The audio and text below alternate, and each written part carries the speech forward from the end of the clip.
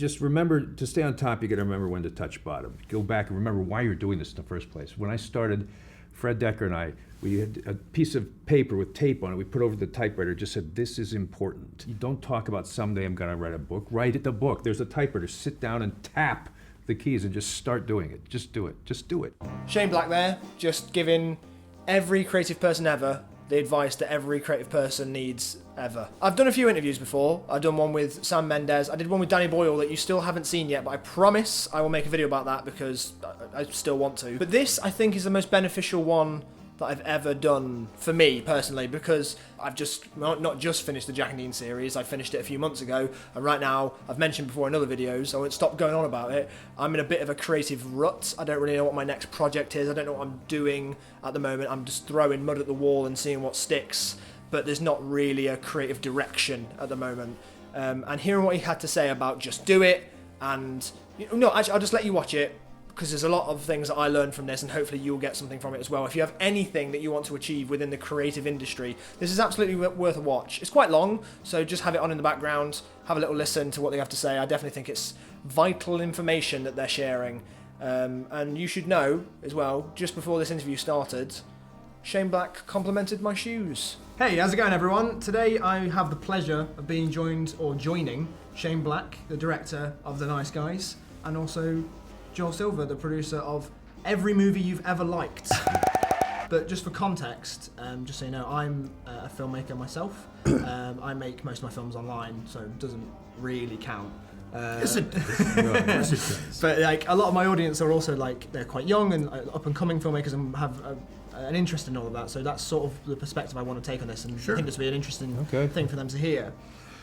So first of all, like in the writing of The Nice Guys, this is going to be quite a big question to start with, but how, when you've got such experience writing movies, does the fear that this is worth it or this is good enough ever go away? That, like, you know, the self-doubts that you have when you're writing something? No.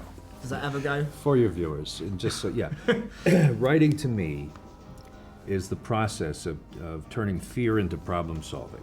You sit down and you go, and there's a blank space, a page, and you're terrified, and you start typing, and there's terror, and it's like, and then suddenly, well, what if, that's kind of, that's a nice bit, what if he said this here and this, and you just start doing it until you find something that momentarily, in the moment, is just temporarily more interesting than your own fear. Your brain is fear, and then it catches something, and it's just momentarily more interesting than being afraid. And so that's what you do. You write until fear morphs into just problem solving. Right. And that's but the fear itself that you start with, that never goes away. Yeah, okay. The fear of, the sense of fraudulence of being, I've written my last funny line. Yeah. I'm no good at this. When people are, or I'm not good at this anymore. That was that was a fluke or anything like that. Yes, that never goes away. Fluke. Yes, but seriously, I mean, producers don't feel this, by the way. Producers don't have this sense of fraudulence. And, right. I mean, it all starts with the writer. I mean, it starts with him. You know, I mean, even if I'm developing a material, particularly we have an idea, the writer has to do it. But look, let me tell you something. We're all scared shitless. So I mean, everything we do, we're always. Yeah. I mean, obviously that's part of it, isn't it? Like, that's part of why movies these days are all based on IPs, because everyone's scared that no one's going to make any money. And this is, you know, every critic is throwing around the word original for this, and I completely agree. It is the most refreshing thing I've seen in a long time. And a part of that is because occasionally you allow yourself to be quite surreal. Now, I want to ask you, like, about that, and I also want to ask you, when you read that, like, no spoilers, but there's a part where there's a bee in a car, and now they don't have to see the damn thing. Okay, great, thanks, babe. like what was that like for you? Like, how did that come about? And when you read that, were you thinking, what's this about, or do you just trust Shane to do it? Well, we'd already done a film called Kiss Kiss Bang Bang, where Yeah. we did a lot of meta stuff and a lot of crazy stuff. Like, at one point, the narrator tells two people to get out of the way, and they jump on screen and run away because the narrator ordered them off screen. So we already... And also we freeze the frame a couple times in Kiss Kiss, and then we freezed it, and we talked a little about what was happening in the frozen frame, and then we started up again. So look, I mean, I read the scene, and I said, "Do you really want to do this?" Yeah. And he said, "Yeah." I said, No question. I said, he said, "Well, what do you think?" And I said, it's risky, but we got to make sure it's really good and it looks good and you buy it. And it was a complicated gag because we had a puppet of a bee in the car. I mean, hopefully you'll see the movie first. We had a puppet of the bee, which we shot, and then we went back in and augmented it with CGI. CGI. So it's the puppet with an augmented CGI instead. I was just wondering about like tonally as well, like how you decided that was where you wanted to go and how surreal you wanted it to be, because that was one of the things that felt like really refreshing. That like I didn't think anyone else would dare go there, even though it is so like. I think that you owe it to yourself to be playful in these things as best you can, and there's something about deconstructing that appeals to me, especially the private eye genre. Everyone's seen the scene where someone won't give information, and so the good guy takes a single bullet, puts the gun, spins it, and says, "All right, talk to me." And they go, click, and he goes, "Oh, you're crazy! Stop it! I'll talk." You know, thinking to myself, well, what if just hit that one bullet and you're done? You know, and he's, what the fuck did you just do? So we did that in Kiss Kiss Bang Bang. Here we have a scene where a guy, very carefully wraps his knuckles with a cloth and tries to break a window, and disastrous. God, that bit was so great. But that's the whole thing. You have to be playful. You have to sort of deconstruct the tropes, and you can get as weird as you want. I mean, to me, it's satire. Was in 70s movies a lot, and satire is something I just always thought was terrific and you don't see as much of anymore. People assume you have to sort of one tone that operates solely throughout the entire film. Yeah, my favorite thing is when you're drawn into a false sense of security with something that's maybe lighthearted or funny, and then all of a sudden it punches you and goes, look, now you care when something sad or bad happens to the character. Tonal shifts, absolutely, tonal shifts. Your viewers should do that. Your up-and-coming people. Yeah, and also a lot of people as well, when they talk about like how should they get into stuff and how should they do it and stuff like that, at this level they're just writing it for them and that sort of stuff. But when you get to your level, you're writing something and then submitting it to like a producer or a studio. How do you deal with the notes that come back, and how does that affect the script itself? I let him read them. I mean, sometimes notes are, I don't know.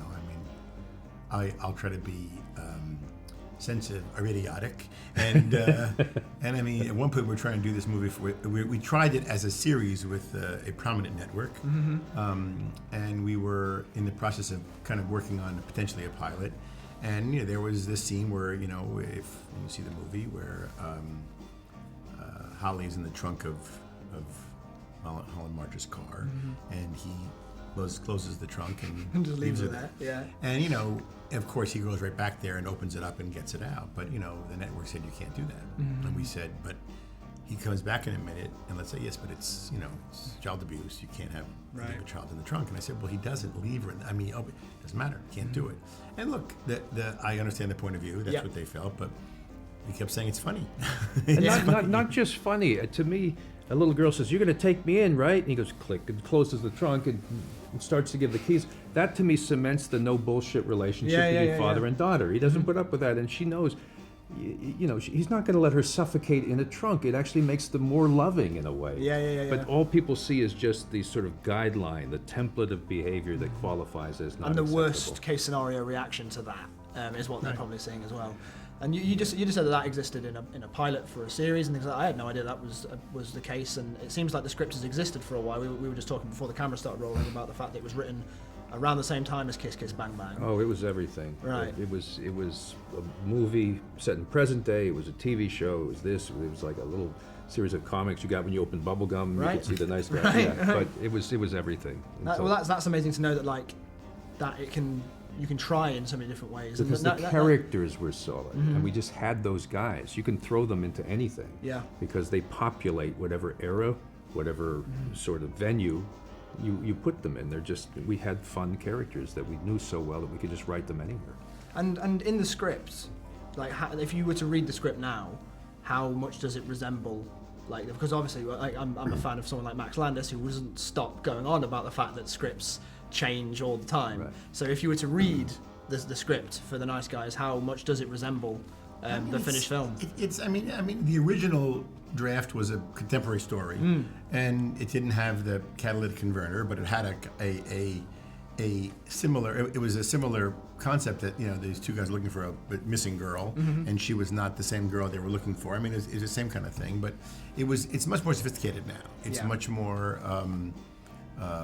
It's smarter. It's got more of a. The mystery is greater. I mean, this is a serious movie that is a drama in that it's a thriller, it has a mystery, but it is very funny. Its plot takes itself seriously, and the characters are the ones that mess it up, and that's like my favorite thing about this comedy is it's not like And look that, at this by the wacky way, thing. That was I got that the first I saw that was Peter Sellers' Clouseau movies. Yeah, right. The Pink Panther. best ones, the first like 3 or 4. Clouseau is an idiot, but the bad guys are real, and that's what was fun. If the bad guys had been funny, it wouldn't have. Abbott and Costello Meet Frankenstein is another one where Abbott and Costello are as funny as they've ever been, but the monsters are scary. As a kid, I'd be terrified.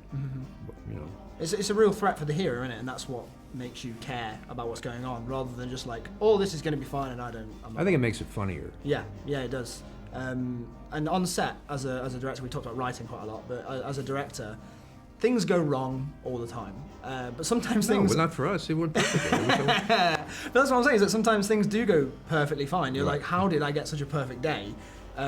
What are one of those things that, like, if you were to read the script, that is exactly what I wanted it to be on the screen? And what are some things that you had to change on the day because of situations or, like, non-foreseeables?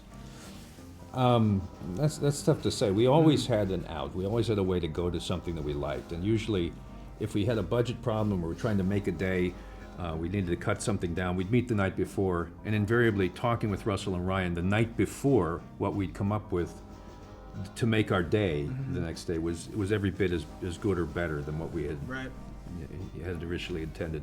The one that came off interestingly better than I'd anticipated was where Ryan in one scene finds a dead body. Right. And I think I know the one you mean. I think that was really well done. Yeah, in the script, Ooh. all we did was write. He stumbles backwards, stares, and basically loses his shit, and loses his shit can be interpreted in a number of ways. Ryan chose to do it as Abbott and Costello. Yeah.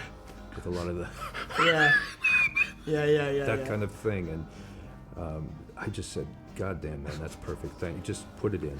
Yeah, it's so great. And you mentioned Ryan and Russell. Like, obviously they're great together. How long did it take to find the two guys with that chemistry? Was it just immediately, or did you test out different people? No. No, I mean, when it finally came together again after in 2013 after Iron Man 3, it's like sometimes when the process works. I mean, his agency also represents Russell, and we got a call from Russell's agent and says, "Would you consider Russell?" And we said, "Russell Crowe," and he goes, "Yeah." He says, "Really? He wants to do a movie?" He's very funny. I said, "Okay." So he went to meet him, and at the same time, I had always been chasing Ryan. And I said to Ryan's people, "Do you think that he'd want to do this with Russell? Let's read the script." He said, "He loves the idea of Russell." So by the time Shane got to Australia, to Sydney, to see Russell, he said, "What about with Ryan?" He goes, "I'm in." Yeah, the deal happened in midair. While I was halfway over, the ocean, asleep, Ryan was back in LA saying, "I'd like to work with Russell." So the minute I landed, I could say to Russell, "Hey, Ryan Gosling, that interest you at all?" And I'm in. Great. Yeah. I love that. Like, just stuff just comes together like that. Yeah. Final question. You have produced things like The Matrix, huge movies, and you obviously directed Iron Man 3.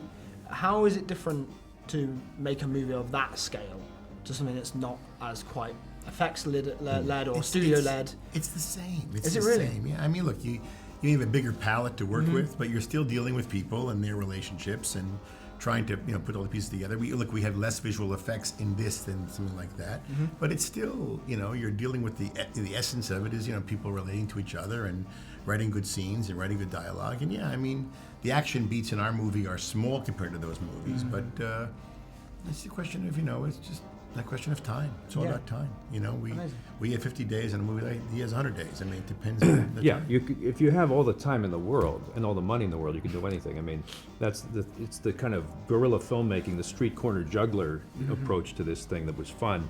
In Iron Man, literally, I had a special effects. I asked our supervisor, our VFX guy, do you ever say no? If I ask, is there anything I ask for that you can't give me? He goes, "I will always say yes to you. It's all about money." Right. There's nothing we can't do. It's just all about money. And in this one, you know, we were making a more modest picture, but we had to be innovative for that reason. And Joel is great at finding ways to make 70s LA pop out of Atlanta magically, you know, for a cost, for a price. So we're great. We're lucky. There we go. Like, it seems to me that filmmaking is just all about adapting and problem solving. I haven't learned anything new. I already knew that. So this was pointless. It's not pointless, but I will say to your people, you know, just remember to stay on top. You got to remember when to touch bottom. Go back and remember why you're doing this in the first place. When I started, Fred Decker and I, we had a piece of paper with tape on it. We put over the typewriter. Just said, "This is important." Meaning, don't go out to dinner. Don't screw around with your friends. Just you don't talk about someday I'm gonna write a book. Write the book. There's a typewriter. Sit down and tap the keys and just start doing it. Just do it. Just do it. There you go. And also go see The Nice Guys. I'm not joking. It's the best film I've seen this year, without a doubt. If you're interested, those are the shoes. So that was my interview with Shane Black and Joel Silver. I hope you enjoyed it. Give it a thumbs up if you did. If you enjoyed this sort of longer discussion type video, or this video just about movies and stuff, let me know. I'm happy to do more stuff like this. Like I said before, I'm going to do a video about writing and you know, all the sort of process stuff pretty soon. Because I want to start talking about the Jack and Dean series, because it's coming out in about a month's time. So that's really exciting. Let me know as well what you got out of this. Like, what was it within this video that really spoke to you? For me, it was absolutely the end bit that I showed at the beginning of him being like, just do it. Like, don't let the fear take over, because it absolutely does with me sometimes. But yeah, until next time. Thanks very much for watching. Bye-bye. Thank you. Thank you. Cheers, guys. Thanks very much. Thank you. That was a pleasure.